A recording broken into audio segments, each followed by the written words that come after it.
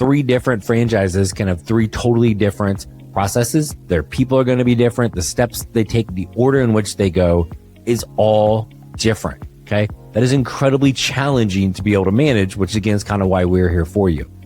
One day I will become czar of franchising and every brand will follow the same damn process. It will be glorious. Why we're nowhere near there and franchising is beyond me, but we're not. And we're not going to get there anytime soon.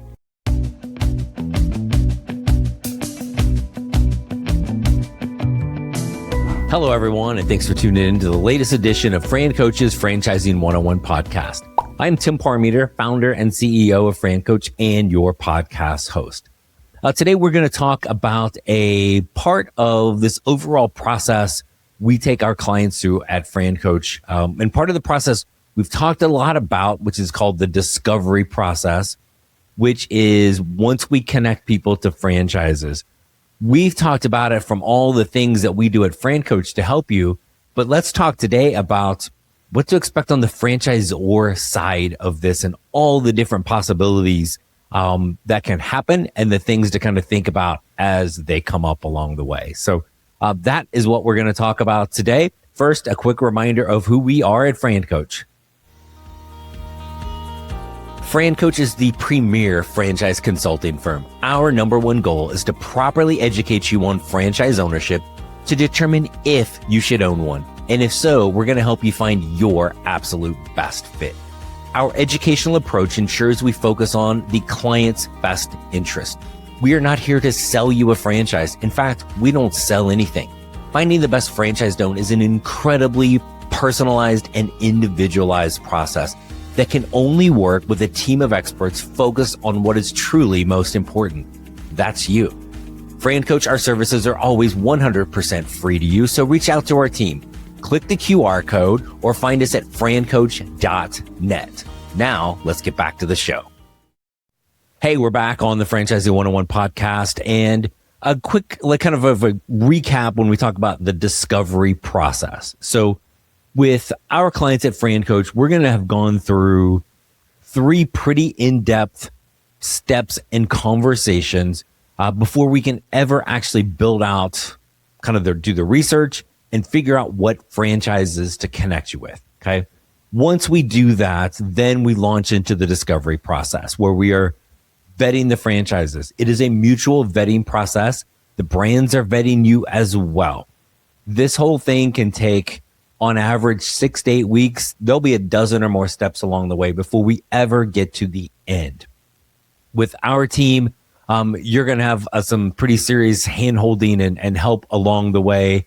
I mean, almost kind of weekly, is because there's so many things that can come up. And we've discussed them from our side along the way of just the overall process, validation calls, the FDD, meet the team day, some of the different things that can kind of pop up along the way with competition and the different things you can be concerned about, labor.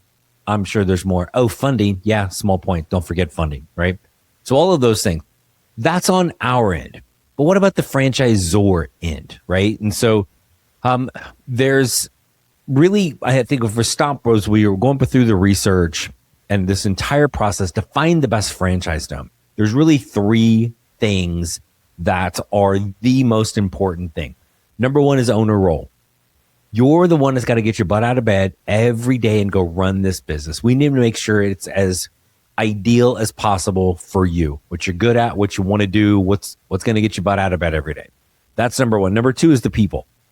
And that's in your unit, your staff, your customers, things we're talking about out in the community, right? Is that kind of who you want to be around every day? And third is the franchisor themselves. And I don't mean the industry. I mean the brand themselves. That's going to be their leadership team, their support team, and the way in which they support. Is that how you need it and where you need it? They're just their overall culture and people within that, right? Those are the three things. Notice I when we talk about that, I never say industry and I never say money. Industry's the window dressing. You're not the doer. They don't need you to have experience, and the money follows the fit. Without those three things, I don't care how much money an owner is making in a system. If those three things don't align, you'll never, ever get there. Plus, you'll also be miserable trying to get there, okay?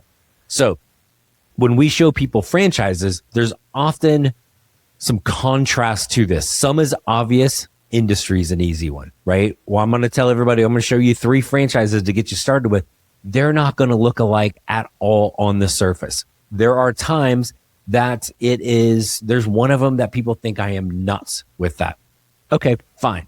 Again, you'd be surprised how many times that's the one they end up owning in the end. But there's the contrast because we have certain things based on how we've built this out that we really need to compare and contrast to learn more about. Again, our overall process, the number one goal is to properly educate you on franchise ownership, determine if you should own one. If all we look at is the 3 things that are basically the exact same, all right, Bob, here's 3 painting franchises because you think you like painting.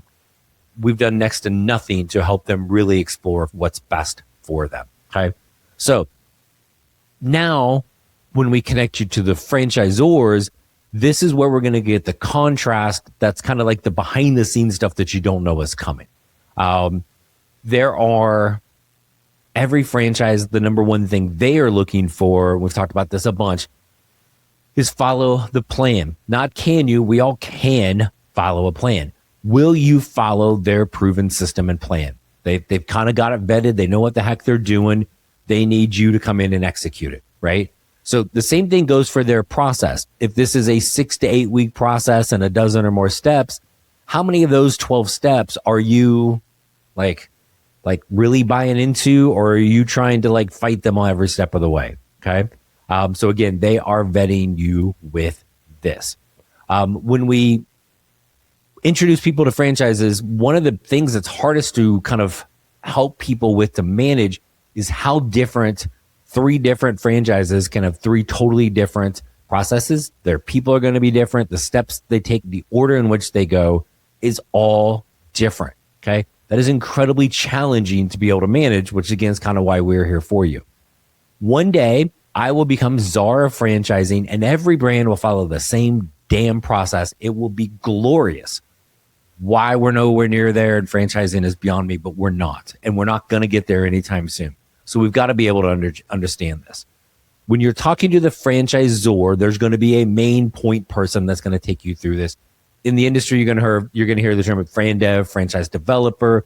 They all have fancy titles. They're inside salespeople. Okay.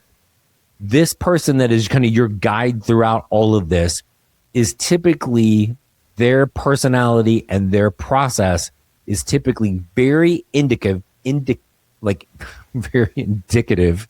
of, easy for me to say, the franchisor's culture. Okay.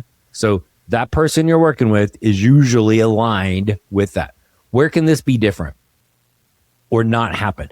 So if you're running into a brand where it is being that franchise development person is part of what's called an FSO, franchise sales organization.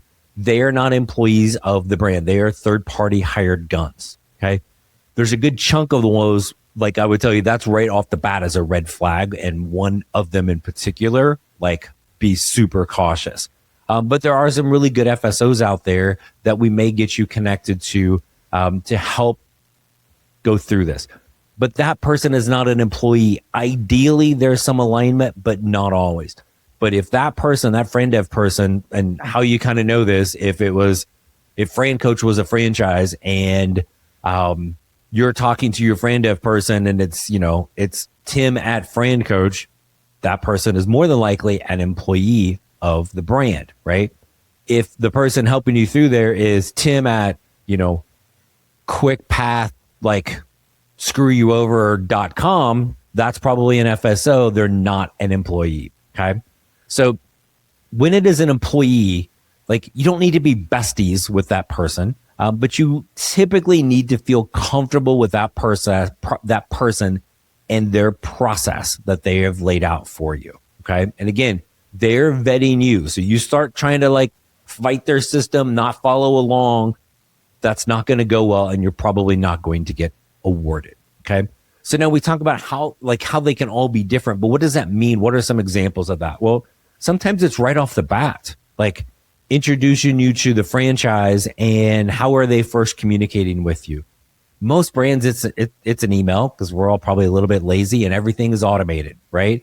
Like, poof, Hey, Bob, Tim said we should set up a call. Like, here's the link to my calendar. Nice and easy. Every now and then somebody will pick up the phone and go old school. Hey, Bob, Tim said we should talk. Let me get you on the phone with our friend dev person over here, Sally. What's that look like? Great. Okay. That can be different. How fast they do it, all of the things that they're going to send you in between there and the first call. But that first call, we may introduce you to 3 brands, and you're going to have 3 entirely different first calls. One might be just, a few minutes, right? Kind of short. I'm going to send you some stuff. Here we go. The other one may be all about just kind of getting to know you, right? As a human being, getting to know a little bit about the brand. Others may jump straight into, PowerPoint hell right off the bat, right? All right, Bob, let me take you through a brand overview. It's only going to be 66 slides today, but hang with me, right? Some are getting it into numbers right away. Some are going to get into marketing right away, operations. Maybe it's just high level stuff. We have no idea we kind of have an idea, but you're going to have no idea which one of those things are going to happen. Okay. The franchise disclosure document, the FDD, and we've talked about this a bunch, and we'll say this until I drop dead one day. There is nothing in an FDD, and I mean nothing, that's going to tell you which is the best franchise to own. Okay. So again, disclaimer time, but they're all going to come at different times. You're going to get some brands after that first call. All right, Bob, hey, I'm going to get you the FDD. Take a look. We're going to review that on the next call. Yikes. Okay. When I'm czar, that ain't happening, but because it's early to get something in there that doesn't really affect, right? It usually, from my standpoint, tells me it's a brand that's, when we're going to talk about pace in a second, is trying to go a little fast with this, right? There are going to be other ones that, hey, I'm going to send this to you and we'll get to it eventually, right? How they do the review. Are they doing it? There's a couple brands I've seen do it in 2 different calls. They're spending so much time in a document that, frankly, doesn't tell you which franchise to own. Okay. I can make some deducing about what's going on with that, but it's a thing, right? Others, it might be 3 or 4 calls in before they get to the FDD, right? And so right off the bat, we've had 2 calls with each franchises. You're talking to us at FranCoach and you're going, man, well, this one I've already done an FDD review. This one I just got it. The other one I haven't gotten it. Well, what are they trying to hide? Probably less than the one that sent it to you right away. Okay. So just being able to, we're still going to get it with this, right? But it just takes some time. Okay. So the FDD, wildly different with this. Another one is validation calls. Oh my goodness, the way these can be different. Again, when little Timmy Parmeter is czar of franchising, validation calls is going to be kind of in the middle, because you should be validating what you have heard up until that point. It should have been a few different calls with that friend dev person to dive high level and then get into a little bit more, a little more sales and marketing, operations, support, there's technology, whatever that might look like. Now you've heard an overview of all aspects of the brand. Now you start talking to owners to validate what you have heard. Okay. Some brands, I think, quite frankly, are a little lazy. Like, hey, let me get you on the phone with some owners right away. It's hard to be able to ask intelligent questions when you don't know anything about the brand. But some are going to do it right away. Some are going to keep it kind of in the middle after you've had some conversation. Some really almost a little closer towards the end of that. Okay. And though I think it's better in a certain spot, any of those things is fine. We just have to be able to adjust and manage it, right? Sometimes the validation calls are all one-on-one. Sometimes they are group calls. Sometimes there's a combination of them. Not really a right or wrong with these. Usually group validation calls tend to be with brands that are a little newer, frankly, because they're trying to get their few owners to not revolt for having to do validation calls all the time, right? So it's all good there. So that kind of factors in. Some brands are going to have maybe an executive call with the CEO or a vice president or something else kind of farther up the food chain than that dev person. You might see that never happen until I meet the team day. You may see that in hey, every Tuesday at 4:00, our CEO's on for a group call. Others are going to get you connected one-on-one. Okay. And again, not really a right or wrong, but things that are going to be different. Well, this one has a group call. Why won't they talk to me one-on-one? This one has a one-on-one call with the owner. This one doesn't let me do it until meet the team day. What are they hiding? Again, probably nothing, right? But it's just a different way to go through this. And then meet the team day. Well, one, is it a meet the team day? Is it a discovery day? Is it a confirmation day? Whatever decision, like one even calls it decision day, which is that's scary even for me. Are they virtual? Are they in person? Is there a bunch of people? Is it just you? All those different ways to make this happen. And then the pace in which they go, right? And again, some are very fast, and I think sometimes the faster, the more they are like in a sales mode versus truly kind of vetting, right? So that brand is really trying to take you down a fast lane and sell you as fast as possible. Well, our team's going to kind of help you slow that down a little bit, but it is something to be careful for. Others may no, let's go, right? So again, all of those things are different. And part of the contrast for our team is we could spend all sorts of conversations getting to know you and asking you questions. So Bob, do you like a really fast pace? Would you like the validation calls in the middle? How about meet the team day? Are you better virtual or in person? You're not going to be, even if you give answers, you're not going to have a clue what you're talking about at that point. So it's our job. It's kind of incumbent upon us to be able to say, we need you to see 3 different types of, again, all the different things we discussed, but that franchisor, it's the third piece of the puzzle, right? Is the franchisor, their people, their culture, their brand, their support. 3 different types of that, right? Is kind of where we're gonna look at. So that dev person is pretty key to this in almost every case and their process. Is it possible for you to not like the dev person or not like the process, but that brand be the best one for you? Yes, it is. It typically happens when I've seen that happen, and it hasn't happened a bunch. It's been an FSO. So it's not a corporate employee that you are working with, right? And I had somebody a few years ago, my client and the dev person absolutely hated each other. I would be on the phone with my client and she'd be complaining about the dev person, can't stand her. I talk to the dev person, can't stand my client, right? And so all my calls with my person is like, yeah, okay, we don't like her. I got it, right? What about the brand? Oh my gosh, it's amazing, right? I'm like, have you talked to owners? Yes, I love them. I feel great with them. They're all happy. We feel aligned. Perfect. Have we met the team yet? No, we meet the team and all the founders and the CEOs and the support people. Love. Dev person, they had shanked each other, right? Pretty rare, but that dev person was not an employee of the brand, okay? You don't need to be besties with them because, quite frankly, once you become an owner, even if they are an employee, you may never see that dev person again. Maybe at the annual conference you see them, but they have no touch point with you once you become an owner, okay? So again, it especially if they're an owner or an employee, it matters greatly with this, okay? But we want to have that kind of compare contrast of that. We had a client recently, 3 franchises, 3 totally different processes. 2 were a little bit similar, and 1 was way rogue, right?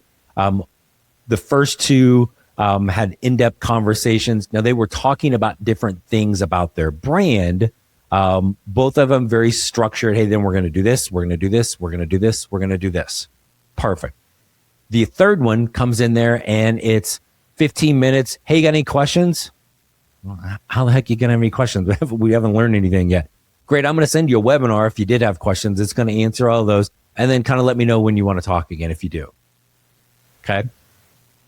This person in particular was kind of taken back by that. I don't like that. I like the structure of these other 2. Well, on our team, we'd had another person on FranCoach, had a client, that third brand, they looked at it, loved it, right? They didn't want all the structure and the automation. They wanted to be able to kind of kind of self-select them through and kind of self-pace them through it. So they loved the fact that they could sit on the couch at night, watch this video, come up with any questions. They had a couple emails back and forth. There was something else to watch. Then there was the FTD, and then they had a review. Then they talked to a couple owners. they were able to go through it at a different pace that was perfect for them. Okay. The other thing that comes up for the contrast, kind of behind the scenes stuff for this is the size of the franchise. Whether it's some big parent company, maybe it's a smaller group, maybe it's an emerging brand standing there all by itself. Okay. Until you get a chance to vet those, right, you're not going to know the difference, and you're not going to know which is best for you. But again, that part of that franchisor process of being able to see all of those things from, again, always joke, it's like the three bears. This one's too hot, this one's too cold. Well, this one's just right. Okay. We got to be able to take a look at those. We've had some folks from Neighborly Brands on in the past from a few of their brands and some clients that are owners. A few years back, I had two clients really at the same time vetting franchises. Both had come from big, like corporate 100, Fortune 100 size companies, both exiting out at the same time. It just so happened there were different Neighborly brands, but one of the things we were looking at was Neighborly. Okay. One of them is going through there and going, ugh, like they are so big. It is too corporate-y. I just left that. I can't stand that. Get me away from them. Right? Cool. Well, we looked at something kind of like mid-size, and then we had something a little bit more emerging, right? The emerging was a little too far the other way. They landed in kind of the middle, right? The very next person, right? Now looking at Neighborly, oh my gosh, it was like this big, massive security blanket wrapped around them. Felt like his personal Snuggie, right? He felt so good. It made him feel like all the things he liked about in the corporate, but now in control, okay? The emerging one, no part of. The one in the middle, maybe, but it was just so much more comfortable over here, right? So all three of those had a very different process, very different feel along the way to help, okay? The moral of this, the contrast is key, right? And again, it's kind of what our team is doing, is giving you some of those things that you need to learn that you don't even know you need to know, right? And then make sure that you've got comfort with the people, not just your dev person, right? But all of the people within that franchisor, their process. Hey, this is really buttoned up. I love that. The next person, man, oh man, that is too structured and too anal for me. Let me just kind of like read some of this stuff on my own and kind of get through it. Okay. You've got to be able to see those things, right? And again, the franchisor is one of the three most important things on finding your best brand. So as you're going through this vetting process, it's kind of why you should be using FranCoach, so we can help, one, make sure you're seeing all different angles of this behind the scenes with this. But there's a certain component of trust your gut with this. Do I align with this person that's taking me through there, right? How about all the people within the team that are actually going to help me get up and running, trained, supported along the way, right? If so, do I like this super buttoned up process? Do I like something a little looser? Do I like this big, massive conglomerate that's like my security blanket? Or am I better over here in this emerging brand where I can kind of I can do my own thing a little bit more? We don't know until we get in there and take a look at it. So that's the franchisor process, how incredibly different it can be, and why that really is there is, if we're understanding what we're looking for in this, can really be beneficial to you. Okay.